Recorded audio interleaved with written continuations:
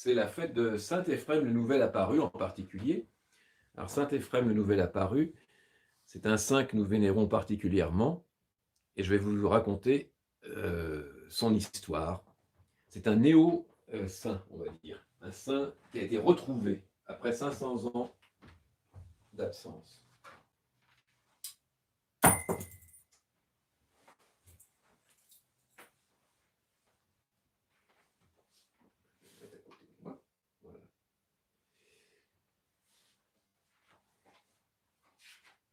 Alors, l'histoire de Saint Éphrem. On ne connaissait pas son histoire. Hein. Cette histoire, sa vie, a été révélée par des visions qu'il a données à une sainte moniale qui a été la mère higoumène de son monastère actuellement. Et qui a été bien sûr prouvée par la découverte de ses reliques, et je vais vous en parler. Le 14 septembre 1425, jour de la fête de l'exaltation de la croix, ce saint moine, fut fait prisonnier et son martyre commença. Il prit fin le 5 mai 1426, un mardi à 9 h du matin. Le saint hiéromartyr avait 42 ans. En prière, au milieu d'horribles supplices, on l'avait attaché à l'envers à un arbre qui existe encore. On l'avait cloué par les pieds et la tête, et finalement on avait percé son corps martyrisé et couvert de blessures avec un bois enflammé. Le courageux athlète du Christ, Éphrem, remit son âme sainte entre les mains de son maître, dont il reçut la couronne du martyr et la grâce des miracles. Après plus de 500 ans, il a plu au Dieu, ami des hommes, de révéler par de nombreuses apparitions et autres événements miraculeux tout ce que nous connaissons aujourd'hui.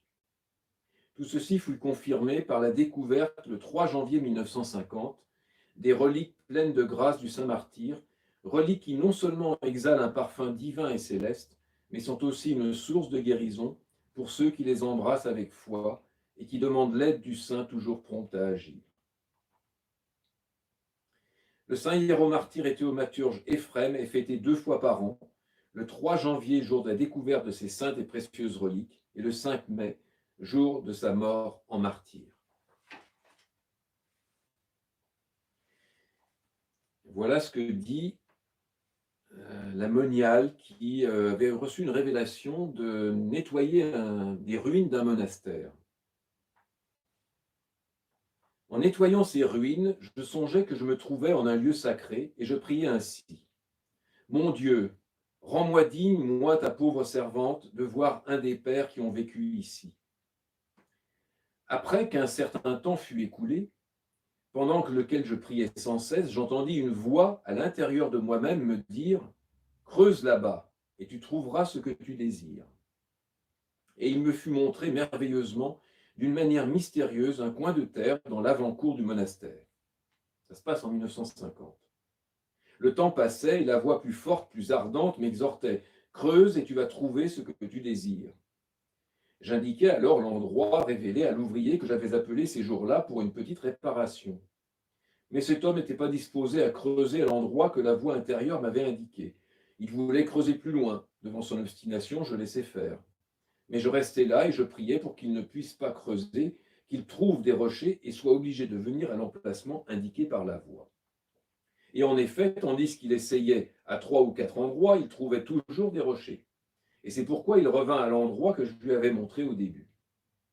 Là, avec le foyer, les 3 niches, le mur à moitié écroulé, tout montrait qu'à une époque avait existé la cellule d'un moine, et il en restait les ruines pour nous dire de drames qui avaient eu lieu ici. Nous avons nettoyé cet emplacement des pierres qui s'y trouvaient, et l'ouvrier a commencé à creuser. Il était assez vif, un peu en colère, et j'avais peur qu'il ne fasse des dégâts. Je lui dis « Ne te presse pas, ne te fatigue pas, fais plus doucement. » Mais comme il ne m'écoutait pas, et creusait toujours de la même façon, je lui ai dit « Peut-être que quelqu'un est enterré et tu risques de faire du dégât. Je t'en prie, fais attention. » Alors il comprit et il me dit « Tu crois que c'est vrai ce que tu as en tête ?» Et en vérité, j'en étais aussi sûr que si je l'avais vu. En progressant dans l'exhumation sainte et sacrée, et arrivant à une profondeur d'à peu près 1,70 m, la pioche amena d'abord à la lumière le crâne de l'homme de Dieu. Et au même instant, un parfum ineffable se répandit dans toute l'atmosphère alentour. L'ouvrier pâlit, sa langue se lia et il en eut le souffle coupé. « Laisse-moi seul, je t'en prie, lui dis-je, et il s'éloigna. Je m'agenouillai avec respect et j'embrassai les restes du saint, et je pressentis profondément l'étendue de son martyre. Mon âme fut emplie de joie, j'acquérais un grand trésor. Puis retirant avec soin la terre, je découvris l'intégrité des saints ossements qui, en dépit de leur séjour depuis plusieurs siècles dans la terre, ne s'étaient pas décomposés. Je compris qu'il s'agissait d'un clerc, car en enlevant la terre à l'emplacement de ses saintes mains, je vis l'ourlet de la manche d'un rasone. Et il ne comportait pas la moindre trace de poussière. Il était tout propre, grossièrement tissé avec un métier de l'ancien temps, et l'épaisseur du fil était supérieure à 1 millimètre. En dévoilant l'emplacement des pieds, voilà de nouveau l'ourlet du rasone, propre comme aux manches, et l'empreinte des pieds du saint était imprimée sur le sol. Je ne savais que faire en premier, me réjouir ou pleurer, me demandant comment l'homme de Dieu s'était retrouvé enterré là. Que s'était-il passé? Qu'avaient vu ses yeux? Je pensais qu'il avait dû se produire quelque drame. J'essayais de nettoyer les ossements de la boue, mais les os de la main s'émiettaient. La pluie pénétrait dans la tombe. C'est pourquoi je déposais les ossements tels qu'ils étaient dans une niche au-dessus du tombeau. Mais que vous dire de cette pluie? On aurait dit que le ciel jetait des petites feuilles argentées avec lesquelles il arrosait le saint et son tombeau. C'était le soir. Je lisais les vêpres. J'étais encore seul en ce saint lieu où le Seigneur m'avait mené. Soudain, j'entendis des pas qui partaient du tombeau et avançaient dans la cour. Ils arrivèrent jusqu'à la porte de l'église. Ces pas étaient vigoureux et fermes, et je ressentis en moi-même que c'étaient ceux d'un homme au caractère puissant. Ce fut la seule fois où j'eus eu peur. Je sentis mon sang s'arrêter dans ma tête, et paralysé par l'effroi, je ne me retournai même pas. Alors j'entendis sa voix me dire « Jusqu'à quand me laisseras-tu là-bas ?» Et lui qui m'a mis la tête dans cet état. Je me retournai et je le vis. Il était haut de taille, avec de petits yeux ronds et de légères rides sur les côtés. Sa barbe couvrait son cou, et de là-ci, de là, se divisait avec grâce sur les côtés et en avant. Elle était un peu bouclée de couloirs noirs, et il portait toute la tenue monastique. Dans sa main gauche, il y avait une lumière très brillante, et sa main droite bénissait. C'est sa représentation.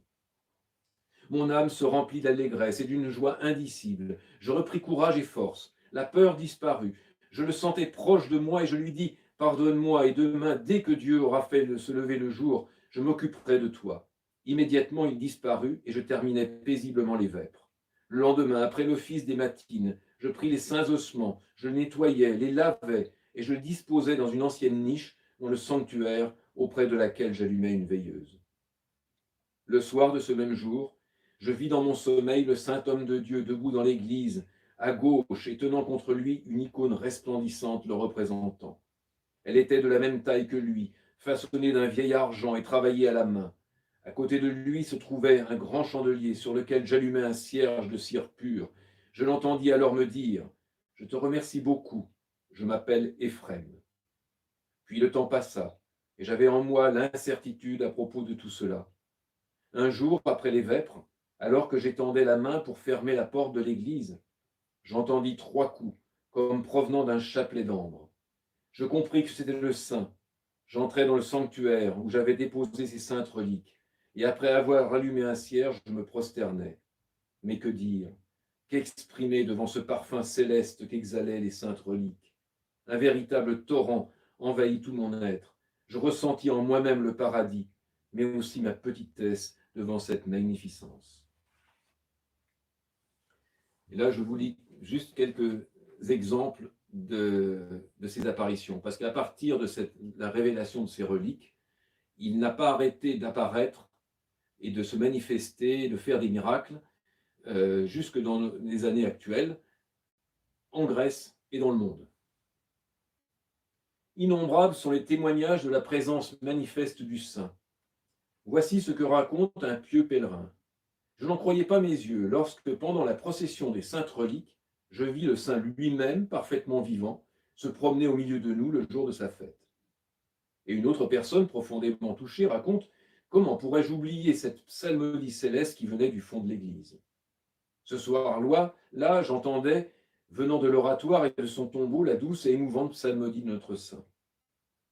Si souvent les gens nous racontent qu'ils ont vu le saint en prière avec nous, ou protégeant notre monastère. Et plusieurs fois, il a prévenu que la veilleuse s'était éteinte et qu'il fallait la rallumer. Pendant le grand carême, une sœur vit notre saint plusieurs jours de suite à l'heure de l'office. Il paraissait très attristé. Il se signait, se mettait à genoux, levait les mains avec supplication et priait le Père céleste pour le monde. La sœur se demandait s'il ne s'agissait pas d'une illusion, tant elle le voyait avec réalité. Elle le voyait nu, couvert de blessures, supplicié, mort et sans sépulture. Elle se mit à se lamenter fortement, et alors qu'elle faisait un signe de croix, elle entendit le saint lui dire « Tout ce que tu vois, c'est la réalité. Voilà pourquoi tu dois tenir allumée ma veilleuse. » Une autre petite manifestation. Nombreuses sont les apparitions de notre saint sous l'apparence de la lumière. En voici quelques récits. Une sœur raconte « Dans mon sommeil, je rêvais que je me trouvais dans l'avant-cour du monastère et que je parlais au saint. Alors, dans la semi-obscurité de la nuit, j'ai distingué la silhouette d'un moine avec une auréole toute lumineuse, et cette lumière faisait le tour du monastère et le protégeait. » Une autre sœur dit « Je l'ai vu en tenue de célébrant devant les portes royales, et il resplendissait tellement de lumière que les fidèles demandaient « Mais qui est ce célébrant qui officie et qui brille tant ?» Un jour, vers 9 heures du matin, j'entends le prêtre s'écrier « Qui a allumé la lampe à une heure pareille ?» Je suis sorti voir ce qui se passait, et soudain je vis une lumière s'élever du tombeau du saint, s'avancer jusqu'à la croix, faire le tour des cellules, et enfin se perdre dans le tombeau.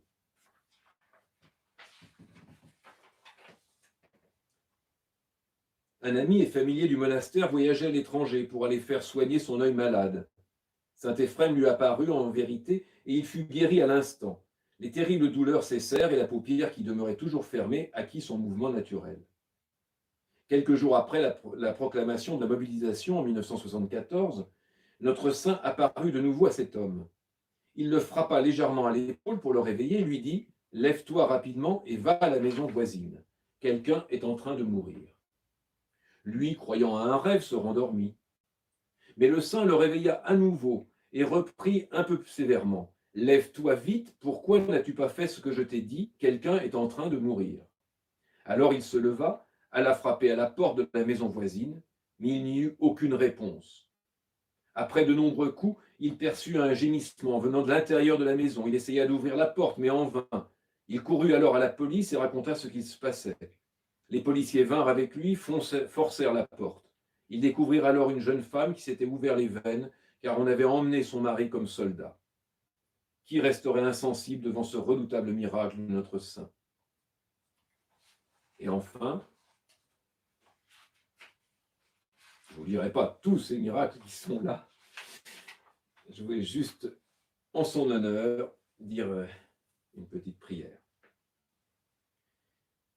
Tu as brillé pour nous comme un astre nouveau quand on découvrit tes saintes reliques, ô Père, et tu illumines l'univers par l'éclat de tes miracles. Exauce les demandes de ceux qui t'approchent avec foi, ô Saint Éphrem, et qui te crient « Réjouis-toi, Père bienheureux ». Comme un ange nouveau, tu as été envoyé au du ciel et tu nous as montré la grâce du Saint-Esprit par laquelle tu réjouis tout fidèle, Saint Martyr Éphrem. C'est pourquoi nous te disons bienheureux et nous nous écrions « Réjouis-toi, car jadis tu as mené un bon combat.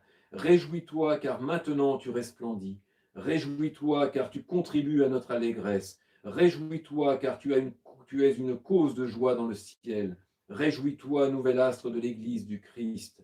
Réjouis-toi, épée à deux tranchants contre la fureur de l'ennemi. Réjouis-toi, car tu t'es distingué par une sainte ascèse. Réjouis-toi, car tu as été dignement couronné pour tes combats. Réjouis-toi, nouveau soutien de la foi. Réjouis-toi, corruption et blessure pour les incroyants. Réjouis-toi, car tu fortifies les fidèles. Réjouis-toi, car tu convaincs les impies. Réjouis-toi, Père bienheureux. Amen. Et nous pouvons témoigner que ce saint nous a donné la grâce de sentir une odeur ineffable à plusieurs reprises, et en particulier sur ses reliques, dans son monastère, à Néamakri. Voilà, sur ce, nous vous saluons et nous vous disons bonne nuit.